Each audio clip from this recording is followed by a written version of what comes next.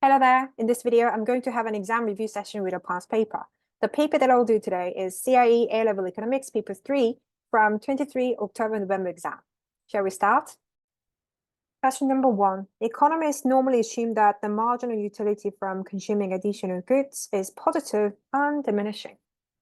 Marginal utility is positive and diminishing, means that total utility does increase, but the increase is not as high as the previous level of consumption utility because you feel less satisfying if you repeat the same consumption. So that's why the answer is C. Question 2. A budget line shows the combinations of two goods, X and Y, that a consumer can obtain within a fixed income of $60 per week, when the price of Y $1 and price of X $2. Yeah, then what will be the new budget line when the price of X rises to $3? Obviously, you have to decrease the consumption of good X since it is getting more expensive. And the price of X is increasing for 50% to 3 from 2. So the quantity has to decrease the same quantity, which is 50%. So I can say the new budget line should be this one. 3, which market structures are contestable? It means whether they are competitive or not. So for perfect competition, yes, they are. Monopolist competition, yes. Pure monopoly, no. So I should go for D. Question number 4. The diagram shows a long-run average cost curve and 3 short-run average cost curves for an individual firm. Each short-run average cost curve represents a fixed factor of production. I'll put OL and OM, which means here. Average fixed costs are falling, sure, because total cost is decreasing. Even though variable is increasing, that means one must be decreasing, which is fixed cost. And economies of scale are being experienced, yes, because LRAC is decreasing. Option C, the law of diminishing return is operative, yes, because it has to do with the short-run cost curve, and it is short-run cost curve is increasing, so yes. D, there are decreasing returns of scale. No, it is increasing returns of scale. Why? Because LRAC is decreasing. So this one is the answer. Question 5. Which combination of reactions by rivals results in a kink demand curve for an oligopolist when a price is changed? When a rival increases the price, then you ignore the change. On the other hand, when rivals decrease the price, then you have to follow it. So in that sense, the answer is going to be C. Question 6. What is a key condition for effective price discrimination?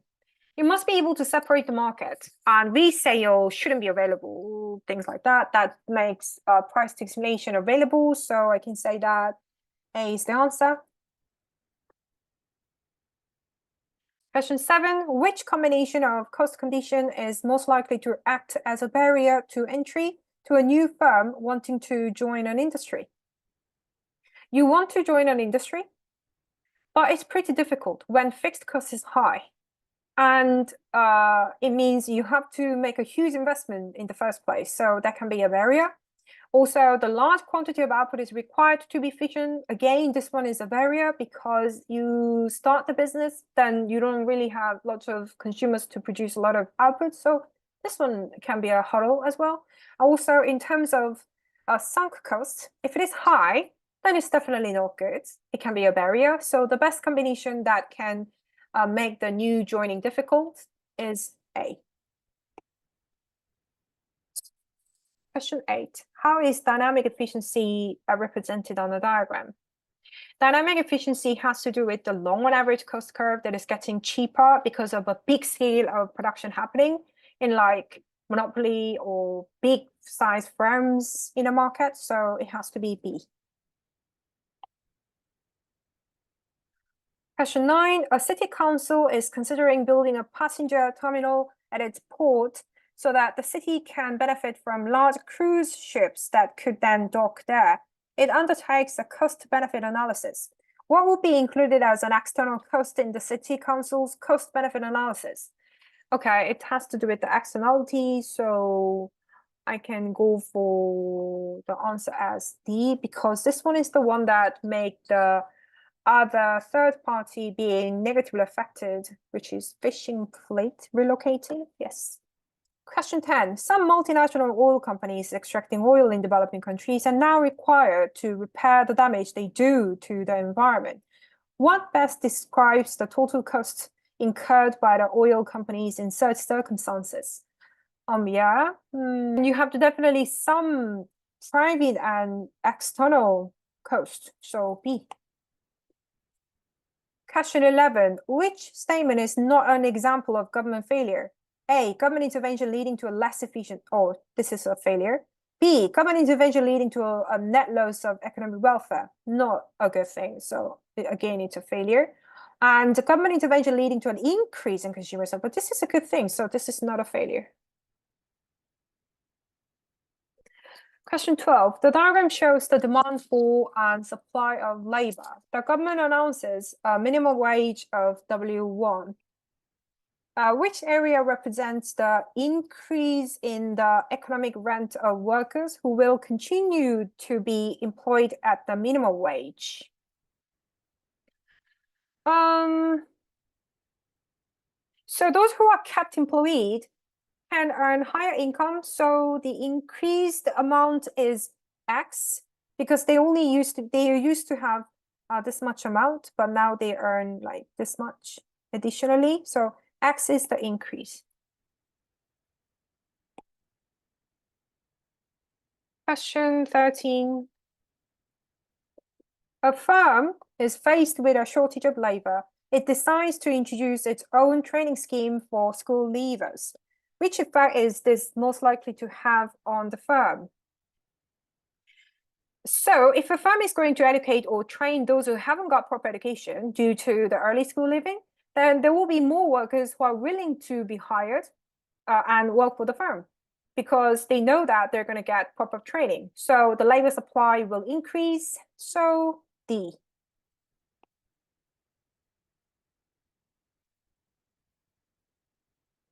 Question 14. What is likely to result if a government introduces a new regressive tax?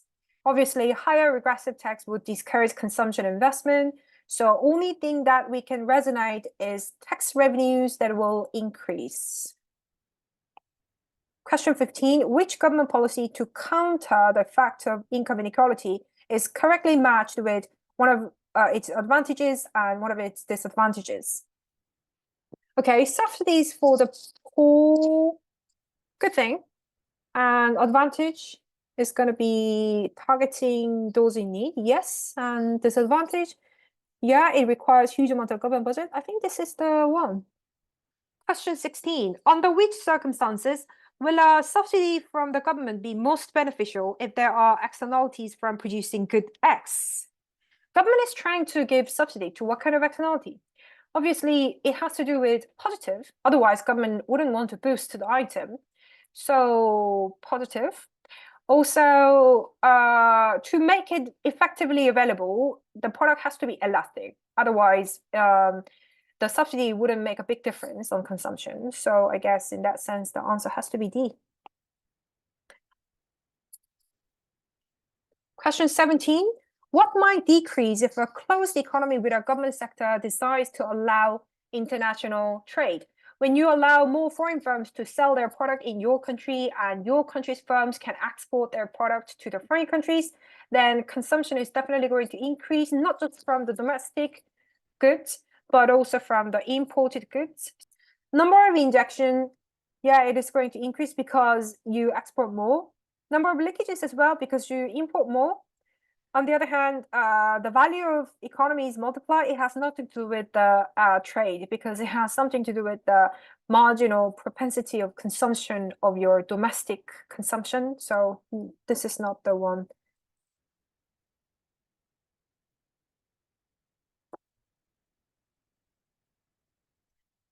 Question 18. The diagram shows a closed economy in which the full employment level of income is YF. Yeah, which distance measures the deflationary gap? So your AD is currently in here, but according to the trend line, the ideal is J, so the gap is JK. Question 19. Which policy to counter climate change is considered to be regulatory rather than market-based? For the setting of industrial emission standards, this one is regulatory because the government sets the amount of emissions. So this one does not give any options to the firms, but to follow the standard. So that's why. Question 20, which cause of economic growth is most likely to ensure that the growth is sustainable? Deregulation of industrial production. This one is going to make the industry more unsustainable. So no. Increased government spending on environmental education, financed through taxes on harmful goods. Yeah, this one is pretty good because you raise awareness on the environmental issues, but the funding is coming from decreasing the consumption of harmful taxes through taxation. So this one is the most sustainable, I believe. Question 21. In all major towns in our country, a government adopts a policy of opening centers where job vacancies are advertised. Which type of unemployment is the government aiming to reduce with this policy? Yes, government aims to let more people know what kind of jobs are available. So it has to do with the information mismatch being decreased. So it's frictional. Question 22, what is the basic assumption underlying the accelerator theory? It explains the fact that higher GDP would accelerate more investment, so the answer is C. 3, what shows the correct outcome for the policy option? First, A, depreciation of the exchange rates. If you make your country's currency being depreciated, then it's going to make export cheaper. So it's going to boost the export business sector. Yes, so it's going to lead to higher employment. So yeah, this has to be the answer.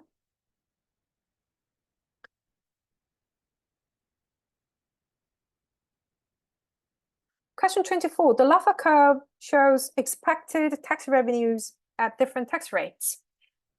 An increase in the tax rate above 50 is expected to decrease tax revenue. What is the reason for this? When the tax rate is increasing too much, then government tax revenue is rather decreasing. The reason is because if you collect too much tax from people, then people are getting more and more unwilling to work since they know that a larger proportion of their income will be just tax collected. So the answer is going to be D. 5. A government wishes to improve the income distribution between richest and poorest in society. It introduces means-tested benefits for workers on low incomes. To pay for this, income tax rate for the highest paid will increase. Income tax. Okay. What is the most significant strength and weakness of this policy approach? Obviously, you can help those who are in need thanks to the policy. However, the problem is you don't give any support to those who are not working because of many barriers or because of many restraints, such as they are ill or they are not properly educated to have a job in the first place. You only support only those who are working. So that's the problem. Question 26. The table shows data on the unemployment and inflation rate for 4 countries in 2010 and 2014. Which countries had a typical Phillips curve? You should have an inverse relationship between unemployment and inflation. So in that regard, we can go for A. Question 27, which adjustment is made to gross domestic product to calculate a measure of economic welfare? Economic welfare refers to a bit more qualitative factors. So environmental cost and benefit, yes, it's a part of it. The value of leisure, yes. The value of unpaid work, such as voluntary, these are also very valuable and qualitative. So all of them, yes. Question 28, purchasing power parity allows a comparison of the purchasing power in 2 countries. What is the definition of PPP? So it's a measure of different currency values in different countries, like the Big Mac index. You want to buy the very same Big Mac, but you pay different amounts of money in different countries because currency values are different. So the answer has to be B. 29. A Lorenz curve measures the income distribution in a country. The further the Lorenz curve is from the line of the absolute equality, the greater the level of inequality. What is the value of the Gini coefficient when the Lorenz curve is at line 2? It is going to be earned by your size divided by the total size. So your size, FG, divided by the total size, FGH. So this. Question 30. The turning point on the Kuznets curve for income inequality has been estimated to be in the region of $10,500. So like this. For a country that has a GDP per capita of $8,000 currently, which is slightly lower than the Kuznets curve's turning point, what is most likely to happen? So currently country is only earning $8,000. So if you increase your GDP up until the turning point level, then you can increase your economic inequality or income inequality since then. So that's what Kuznets curve explained. So that's why answer has to be D. All right, this is the end of paper 4. Thanks for watching. Bye.